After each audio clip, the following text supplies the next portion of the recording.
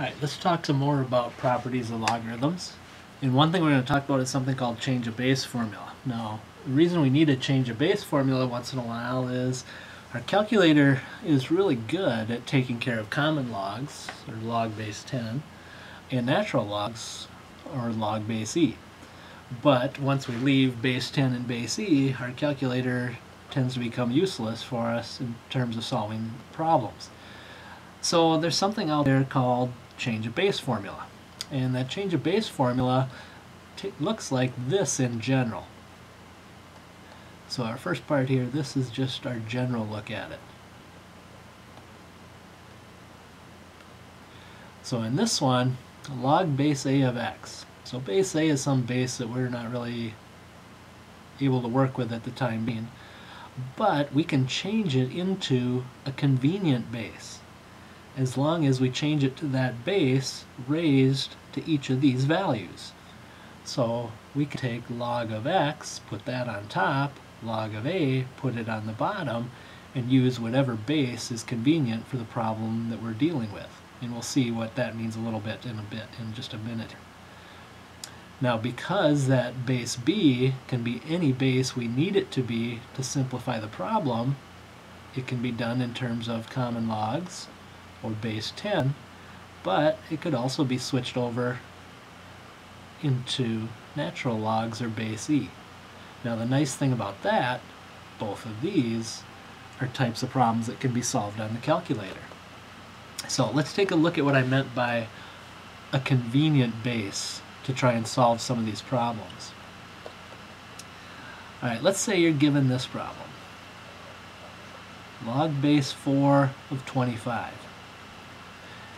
Now, a couple of problems with this. One, we can't do a base 4 on most of the calculators we're dealing with.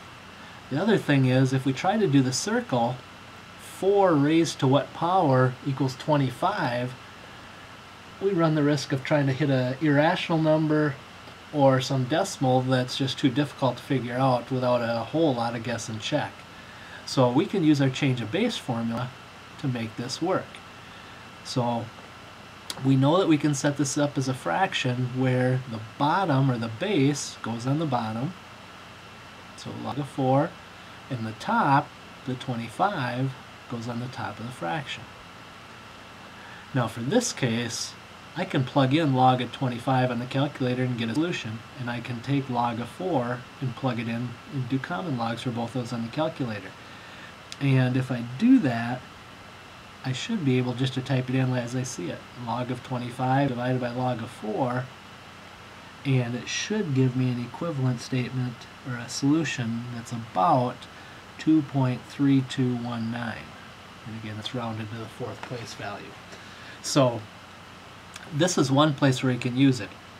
I'm not going to be able to do a whole lot with this. I know 4 raised to the second is 16, 4 raised to the third is 64, so I know my answer has to be between 2 and 3, which this is. But where between 2 and 3? There's a lot of choices and a lot of time we could spend doing guess and check on that.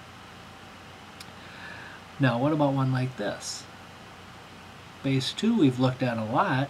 Let's look at base 2 of 12. Now again, same thing on this. I can go log of 12 on top, log of 2 on the bottom. And again, I can plug both those in the calculator and do my division, and I get about 3.5850 rounded to the fourth decimal place.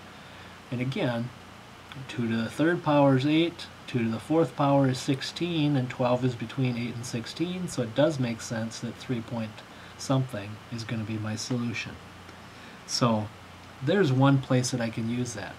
Now the other thing that's kind of nice about this, like we said, we can use an arbitrary base. Here we just happen to use a common log or base 10. We could also take this one on top and say log base 4 of 25 and turn them into log base e, or natural log of 25 and natural log of 4, and guess what? Shouldn't be a surprise. 2.3219, that same solution we got over here, is going to work. So you can try this on your calculator and see if you get the same solution, but it doesn't matter which base we change it to, just both of these, base 10 and base e, were things that we could do on the calculator and get a solution to. So there's one place where our change of base formula comes in handy. Now there will be a couple other places where you can do this, where even doing it by hand, it's not such a bad thing to do. So let's say we've got, let's go with log base 4 of 8. Now, I could go log of 8 and log of 4 and do the boring work on the calculator and plug and hope I get the answer, which I will. Or I could take this one and say, all right, let's do log of 8 and let's do log of 4. And because you know that we don't like you to use calculators on a test, well, what could I let a base be on each of these that could get me a solution? Oh, how about a 2? So remember, I said convenient base, pick one that works. Well, 2 raised to what power is 8? Well, 2 to the third. 2 raised to what power is 4?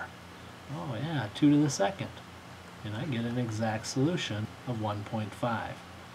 So that tells me that 4 raised to a power of 1.5 gets me 8, and I probably did that quicker than plugging it into the calculator. So by solving using a convenient base, in this case 2 is my convenient base, I got an exact solution and didn't even have to use my calculator to do that. So there are some nice uses for this change of base even without the calculator.